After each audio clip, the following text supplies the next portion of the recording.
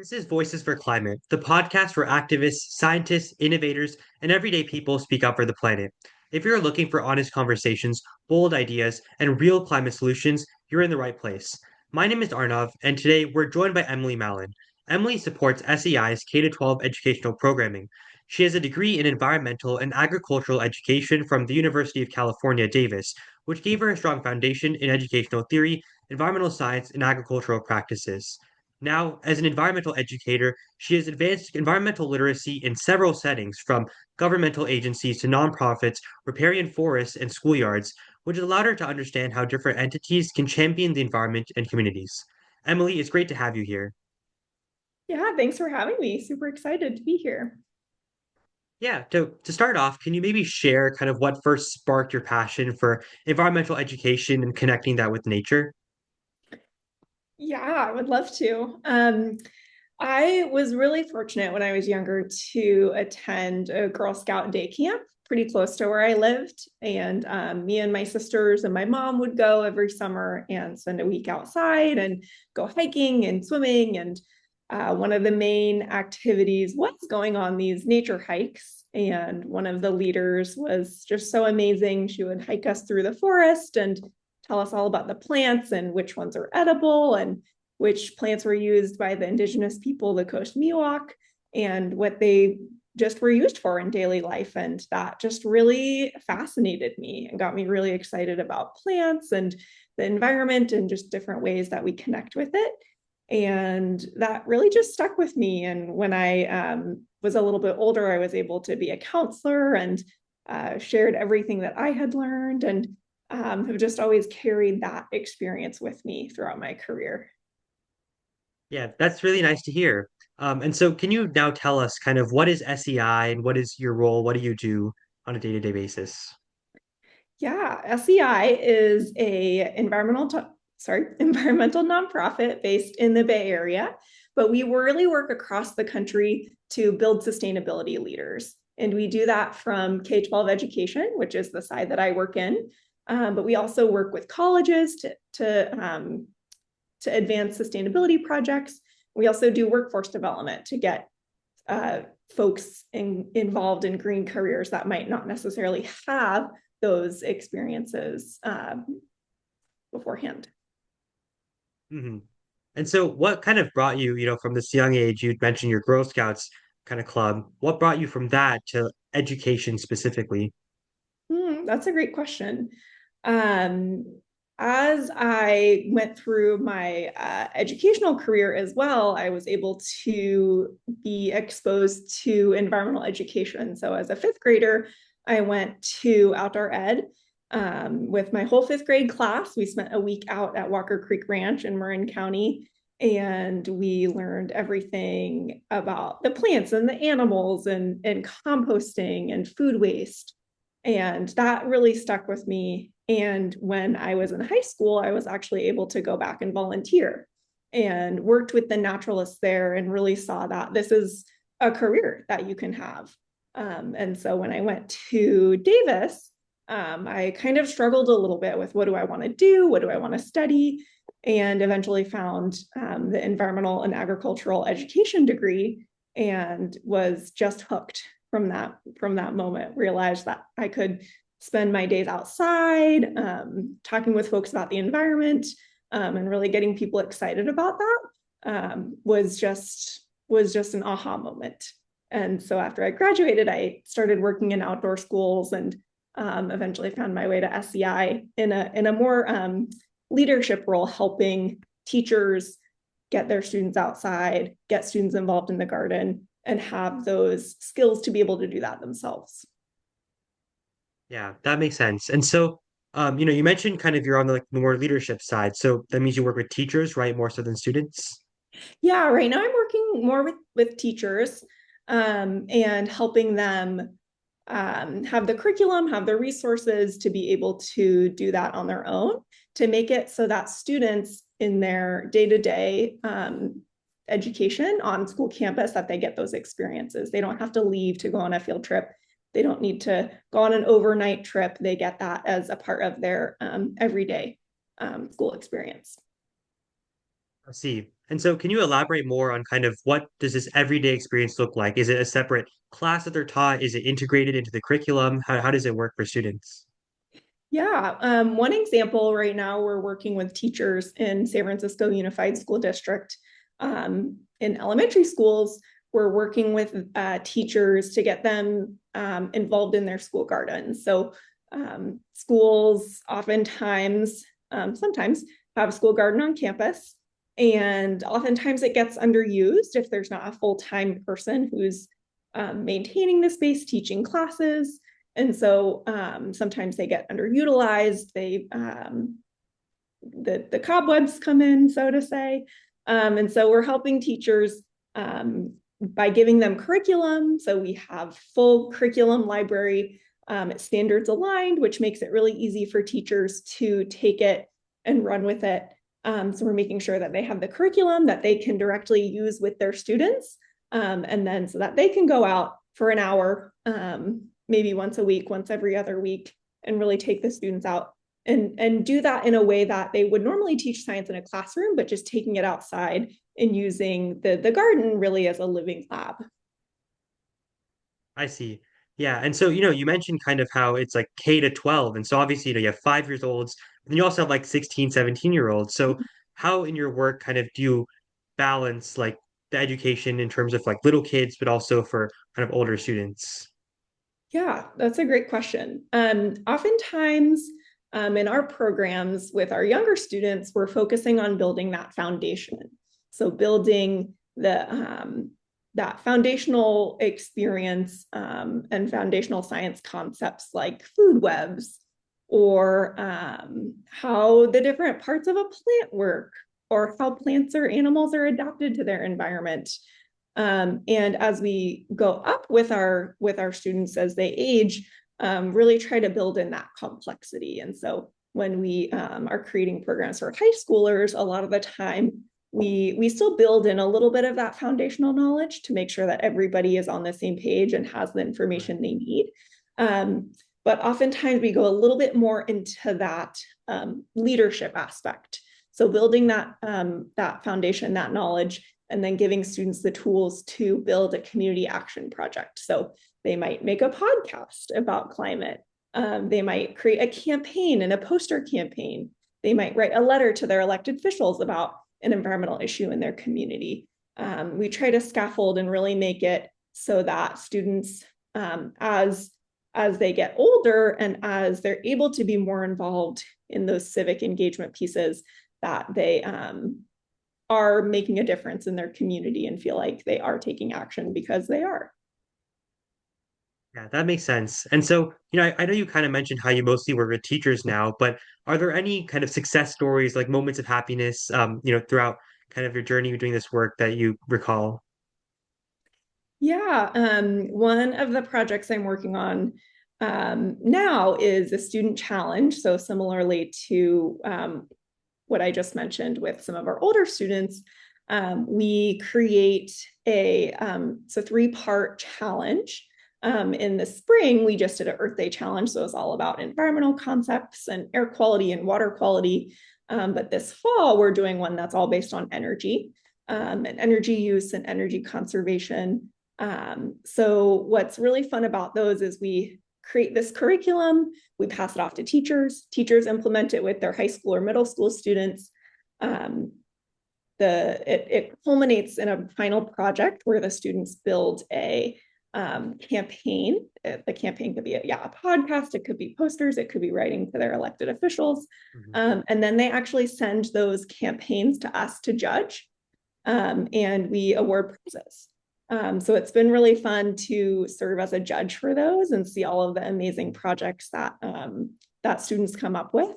One of the ones that I had never thought about before, but learned about actually through judging, was the climate solution of having big water water tanks in the city with algae, because algae can eat up carbon dioxide and be a carbon sink.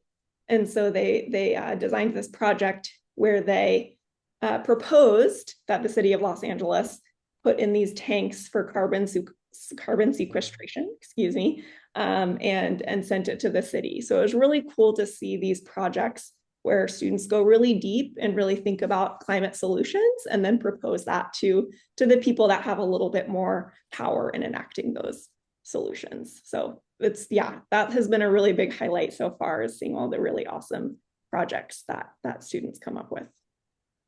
Yeah, no, that sounds really cool. And so in your opinion, kind of what would you define as success when it comes to climate education? That's a great question. And I think success, we can define it in a lot of different ways. And I think Mhm. success looks really different depending on the school or the community, and where people are starting. So some students come in with a lot of background knowledge already. They have had a lot of background in their earlier years in school. And so sometimes that success looks like we're going really deep and creating an elaborate project. And sometimes when students maybe weren't exposed to climate education in their earlier educational career, it might look a little different. So it might be creating a poster or creating more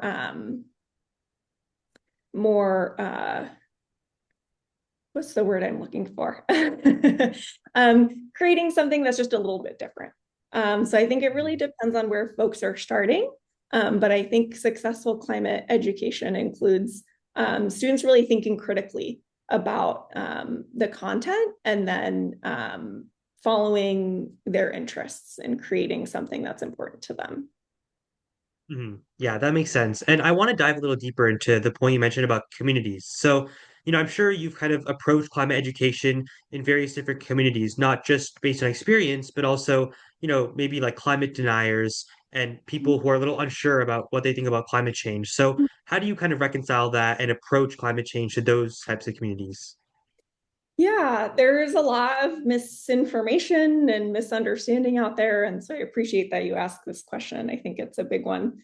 Um, One thing that I try to do and think about is not getting too focused on like the science or why it's happening, but focusing more on the impact and the story of that impact. So thinking about, here in California, we have a lot of wildfire or drought.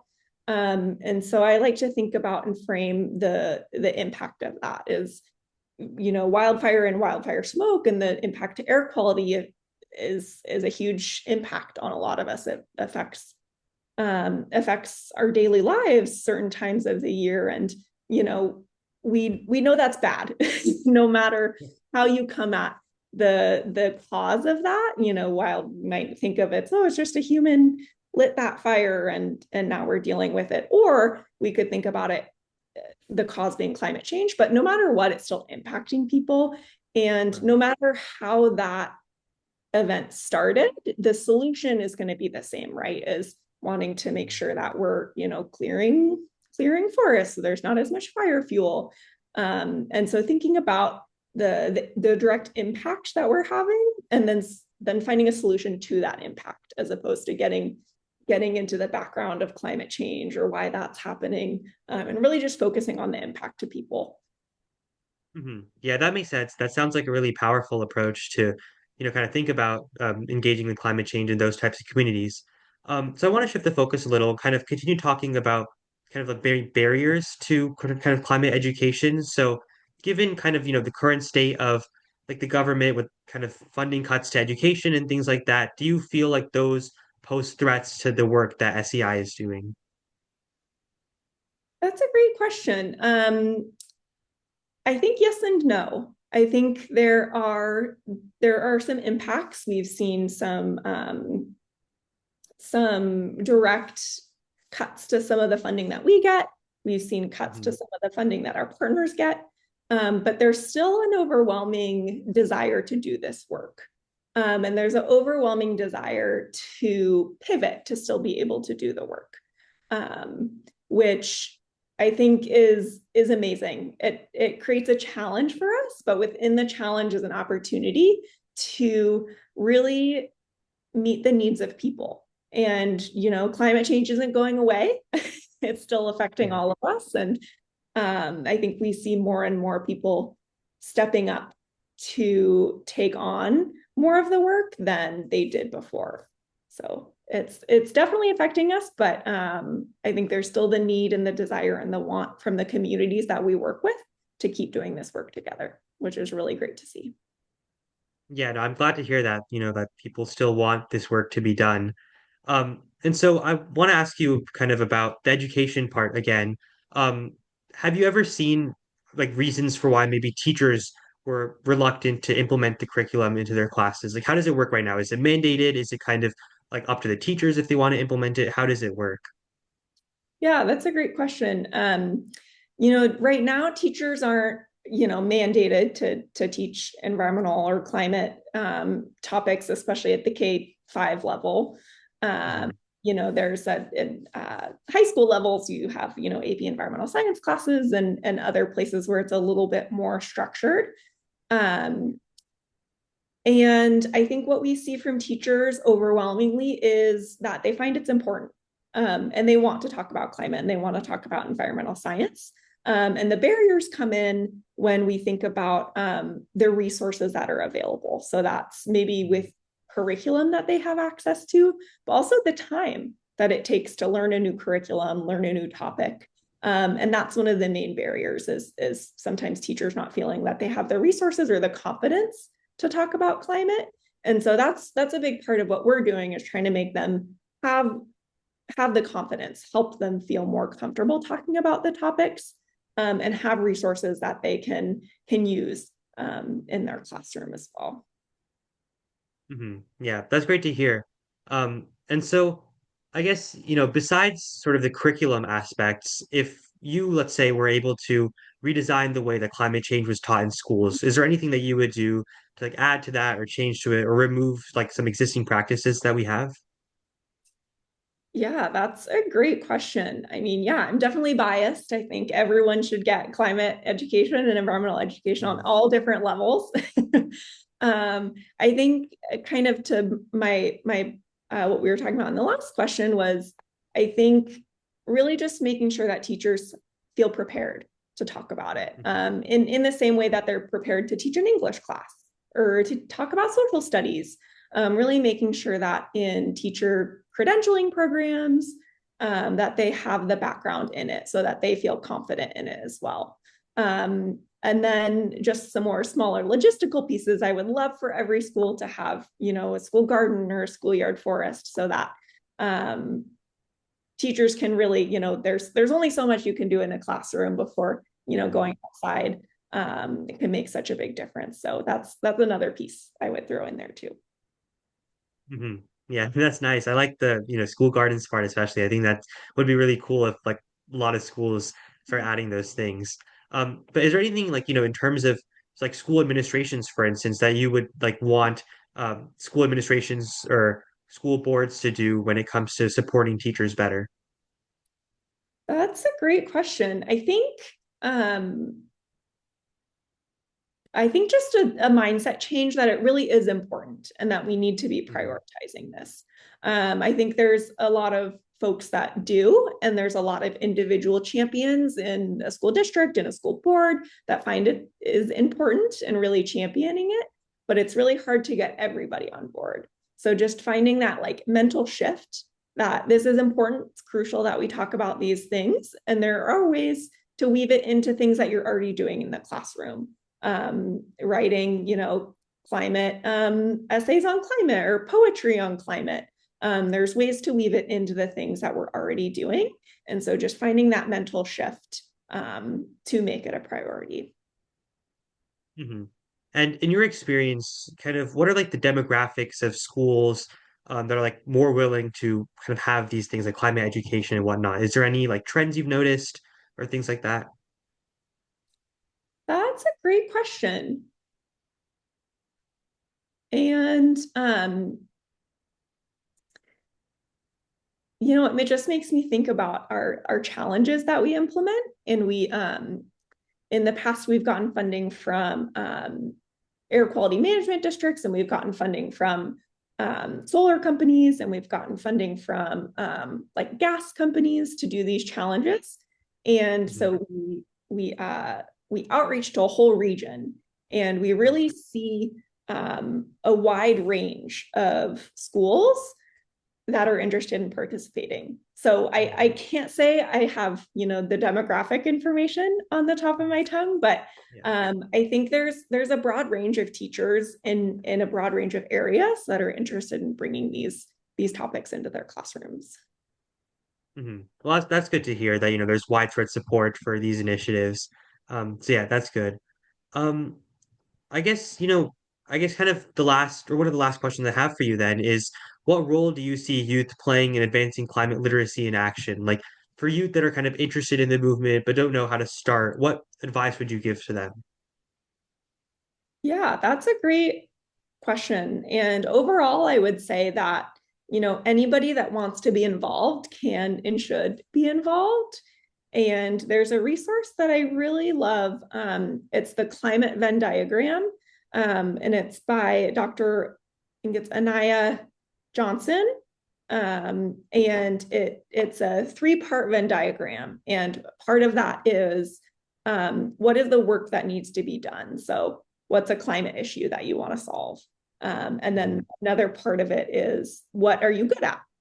And then the other part is what brings you joy and finding the intersection of those things and really Mhm. finding things that meet the need of where we're at in the climate crisis, but also balance what someone's good at and what they like to do. Because I really think that when we're doing work that we believe in, that we enjoy, we're good at, that's so much more impactful than doing something that might need to be done, but we don't truly believe in it. And it makes me, yeah, just really happy to see you doing this podcast. I think is a great example of something that you're great at, that you clearly enjoy doing, and meets a need to where we're at in the moment. So that would be my advice, is finding that balance of what needs to be done, what you're good at, and what you enjoy. Yeah, that makes sense. And I think that's a really good approach that people should try to follow. And so my last question is, for students maybe let's say that don't feel ready yet or have this feel like they don't have the knowledge or skills to actually go out and do things, what advice would you give to someone who's looking to at least inform themselves more about climate change and sort of environmental science, but maybe their schools don't offer the resources for it? Yeah, my advice would be just to be curious. I know we're often inundated with media, and whether that's the news or social media or information we're getting at school or at work. And I would say just being curious about what you're hearing, curious about the sources that you're seeing, where certain pieces of news are coming from, and just starting to do that research and be really curious, and also being curious Mhm. about yourself too. And if something's making you feel a certain way, asking like, why do I feel that way, and what is it that's making me feel this specific way about this piece of news, and continuing just to ask questions and digging a little deeper. I think there's a wealth of information out there, and sometimes we just need to find the pieces that we connect with and that are high quality as well from trusted sources. Yeah, that makes sense. Are there any like books, movies, like newsletters, or anything kind of related to like climate change that particularly resonate with you? Ooh, that's a great question. Um, it's not particularly about climate, but it is about environment and how we interact with our environment, how important it is, even from a young age. Is Last Child in the Woods by Richard Louv, is a Mhm. really great book about how interacting with the outdoors, with nature from a young age is really beneficial to our development as humans, and how we can move the needle on making sure that everybody has environmental experiences at a young age. Yeah, thank you for sharing. I might even check it out myself afterwards. Um, but yeah, Emily, thank you so much for joining us and sharing your experience, your insights, and your advice. So yeah, that's all we have today on Voices for Climate. But if you enjoyed this episode, be sure to follow the show and share it with someone who cares about building a more sustainable future. And I'll see you all next time. Thank you.